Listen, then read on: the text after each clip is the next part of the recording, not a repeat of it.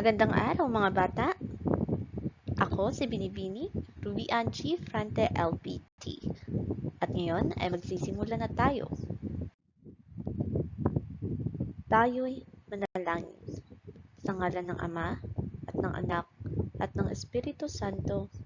Amen. Panginoon namin Diyos, patnubayan mo po ang araw na ito sa aming lahat upang magampanan namin ang aming sariling tungkol. Bigyan mo kami ng gabay at pagkalinga sa pagtupad ng aming mga gawain. Bigyan mo kami ng tulong sa aming mga desisyong ginagawa.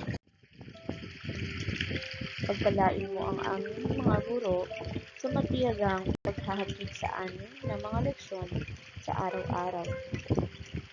Pagpalain mo rin ang aming mga magulang sa patuloy na pagsuporta sa amin.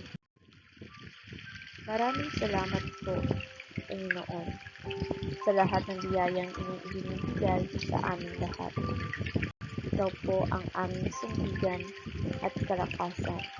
Amen. Sa ngalan ng Ama, ng Anak, at ng Espiritu Santo. Ngayon naman, maaari ka bang tumayo? Huwag mahihiyang igalaw ang iyong katawan at awitin ang awit. Sabayan niyo ako! Hey! Ako'y isang komunidad. Ako'y isang komunidad. Ako'y isang komunidad. Ako'y isang komunidad. Handa na ba kayo? Sumayaw, sayaw at tumindak-indak. Ang galing nyo! Sumayaw, sayaw katulad ng dagat. Tama yan! Sumayaw, sayaw at tumindak-indak. Isa pa! Sumayaw, sayaw katulad ng dagat. Ikaw ay isang komunidad. Ikaw ay isang komunidad. Ikaw ay isang komunidad. Ikaw ay isang komunidad. Tara, sabay-sabay tayo! Sumayaw, sayaw at tumindak-indak. Ang galing nyo! Sumayaw, sayaw katulad ng dagat. Tama yan! Sumayaw, sayaw at tumindak-indak. Galingan nyo! Sumayaw, sayaw katulad ng dagat. Tayo'y isang komunidad. Tayo'y isang komunidad. Tayo'y isang komunidad. Tayo'y isang komunidad. Tara, sabay-sabay tayo! Sumayaw, sayaw at tumindak-indak. Isa pa! Sumayaw, sayaw katulad ng dagat. Sumayaw, sayaw at tumindak-indak. Sumayaw, sayaw katulad ng dagat. Ikaw, tayo'y isang komunidad. Ikaw, tayo'y isang komunidad. Ikaw, tayo'y isang komunidad. Tayo'y isang komunidad. Tara, sabay-sabay tayo!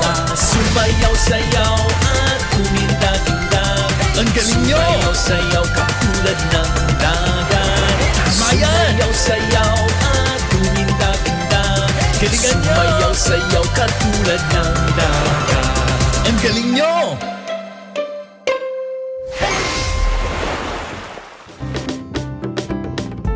Magaling, mga bata!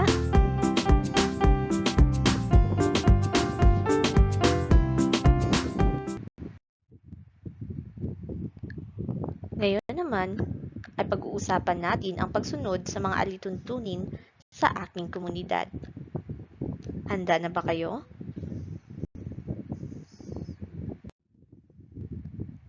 Bago tayo magsimula, tayo ay magbalik-aral. Natatandaan niyo ba na tayo ay natuto ng mga alituntunin sa inyong komunidad? At ang paglabag sa mga alituntunin sa komunidad ay may kaukulang parusa. Maaaring pagmultahin, pagsagawain ng community service, o ikulong ang sino mang lalabag. Kaya, dapat lamang nasundin ang mga ito. Ngayon ay subukan natin kung inyo pang naaalala. Tingnan mabuti ang larawan. Ano ang ibig sabihin nito?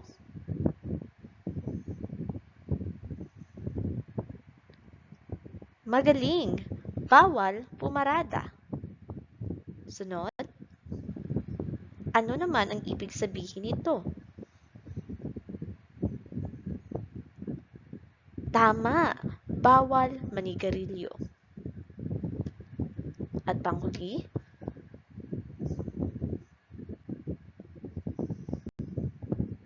tama! Bawal magtapon ng basura. Magaling mga bata! Ngayon, ay pag-aaralan nating muli ang iba't ibang alituntunin gamit ang mga simbolo. Tulad lamang nito, ito ay tinatawag na ilaw trapiko. Ang berde ay nagsisimbolo sa salitang go o maaari ka nang umalis. Ang dilaw naman ay nagsisimbolo bilang ready o maghanda. At ang pula naman ay stop o hinto. Sunod naman, tingnan mabuti ang larawan. Ang larawang ito ay nagsisimbolo ng madulas na daanan. Kapag nakita mo ito, magdahan-dahan ka. Ang sunod naman ay bawal ang likong kanan. Hindi ka maaaring lumiko sa iyong kanan. Sunod naman ay sa kabila nakaharap.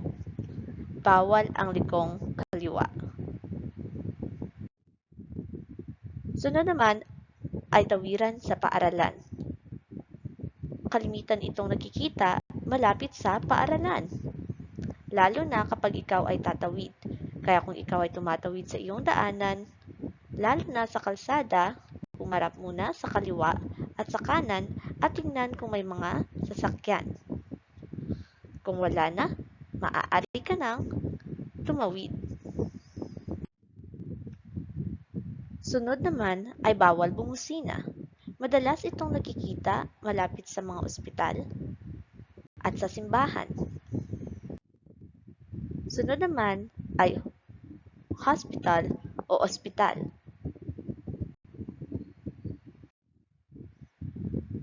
Sunod naman ay bawal tumawid. Ibig sabihin, delikado talaga kapag ikaw ay tumawid sa lugar na ito.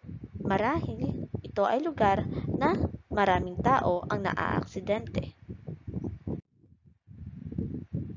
Ito naman ay paradahan. Maaari din itong tawaging parkingan. Dito naman ay bawal pumarada. Sunod, pag nakita ninyo ang pulang ito at may nakasulat na stop, ang ibig sabihin ay hinto o tigil. Ito naman ay hintuan ng bus. Kapag nais mong sumakay ng bus, maaari kang magantay sa mga lugar na may simbolong ito. Ito naman ay nagsasabing no entry o bawal pumasok. Ang sunod ay road closed o sarado ang daan. Maaaring delikado pag pumasok ka o dumaan ka dito. Sunod naman ay bawal manigarilyo. Sunod, bawal ang telepono. Madalas ito nakikita sa mga gasolinahan. Mayroon ding simbolo na bawal ang kamera. Madalas itong nakikita sa mga bangko o di kaya ay sa gusali ng pamahalaan. Huwag pumitas ng bulaklak. Madalas itong nakikita sa mga parke. Ito naman ay bawal magtapon ng basura. Sunod, bawal apakan ang damo. May mga taong nag-aalaga ng mga damo at pinapanatili ang kagandahan nito. Kaya dapat natin sundin kapag mayroong simbolong ito. Bawal apakan ang damo. Kapag naman nakita ninyo ang dilaw na ito, tandaan na ang ibig sabihin ay basa ang sahig. Ito ay madalas na sanhi ng mga aksidente. Exit. At sa Filipino naman, ito ay tinatawag na labasan.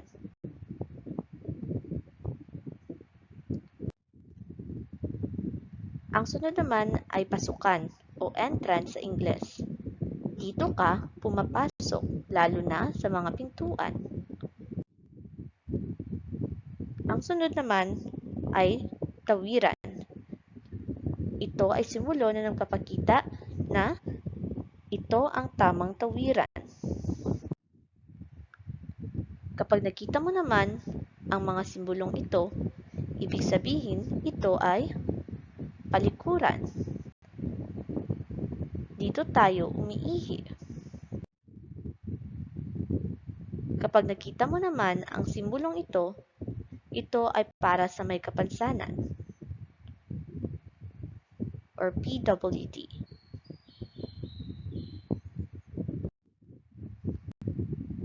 Kapag nakita mo naman ang simbolong ito, ibig sabihin ay pambabae.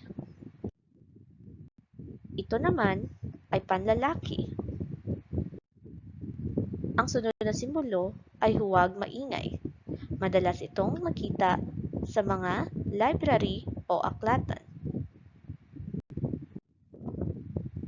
At panghuli, mag-ingat sa aso. Kapag nakita ninyo ang simbolong ito, kayo ay mag-iingat sa aso. Ngayon naman ay pag-usapan natin ang mga alituntunin sa tahanan. Maaaring may mga alituntunin din sa loob ng inyong tahanan. Ito ay ang mga habili ng iyong mga magulang o tagapangalaga. Dapat mong sundin ang mga ito para sa iyong ikabubuti. Ilang halimbawa nito ay ang una, matulog sa tamang oras. Mahalagang magkaroon ng sapat na tulog ang isang batang katulad mo. Kailangan mong matulog ng hindi bababa sa 8 oras kada araw upang magkaroon ng malusog na pangangatawan. Sleep on time. Sunod naman ay umuwi sa bahay sa itinakdang oras. Maaaring magpatupad ng curfew ang iyong mga magulang o tagapangalaga. Ano ba ang curfew? Ito ay ang pagbabawal na lumabas ng bahay o tirahan sa isang takdang oras ng gabi. Layunin nito na masiguro na ligtas ang bawat isa at maiwasan ang pag-aalala ng mga magulang o tagapangalaga. Sunod naman ay igalang ang bawat miyembro ng iyong pamilya.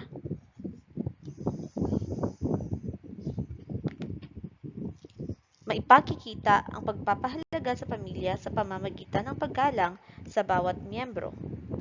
Lalo na sa mga nakakatanda, tayo ay gumagamit ng salitang po at opo kapag tayo nakikipag-usap sa kanila. Tayo rin ay nagmamano. Mahalaga ito upang magkaroon ng mabuting ugnayan ang bawat isa. Panghuli naman ay tumulong sa mga gawaing bahay. Napadadali ng mga gawain sa tahanan kapag nagtutulungan ang bawat miyembro ng pamilya. Mahalaga ang mga gawaing bahay para sa mga batang katulad mo. Magkaroon ka rito ng disiplina, determinasyon at responsibilidad. Kabilang sa mga gawaing bahay na maaari mong gawin ay ang mga sumusunod. Pag-ayos ng kama o higaan. Ginagawa mo rin ba ito? Sunod ay pagliligpit ng mga gamit at laruan matapos gamitin. Inililigpit mo ba ang iyong mga gamit at laruan pagkatapos mong gamitin? Kung oo, magaling! Sunod naman ay pagtulong sa paglalagay ng mga plato sa mesa tuwing kakain. Marunong ka bang maglagay ng mga plato sa mesa? Sunod naman ay pagpapakain sa alagang hayop gaya ng aso at pusa. Kung ikaw ay may alagang hayop o pusa, responsibilidad mong alagaan ito. Mayroon ka bang alagang hayop?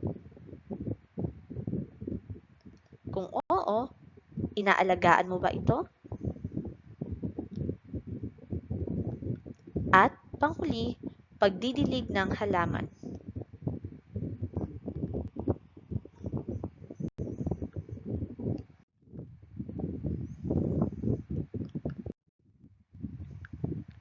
Para sa inyong gawain, sa isang short bond paper, gumuhit ng tig-isang alituntunin sa iyong komunidad at sa iyong tahanan.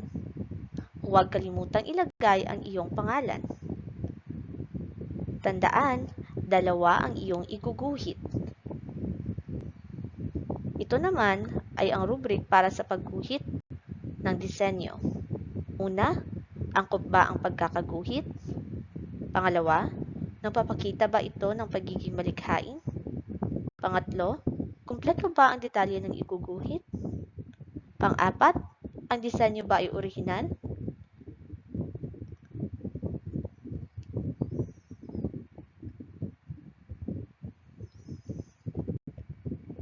Mahusay, natapos mo na ang iyong gawain.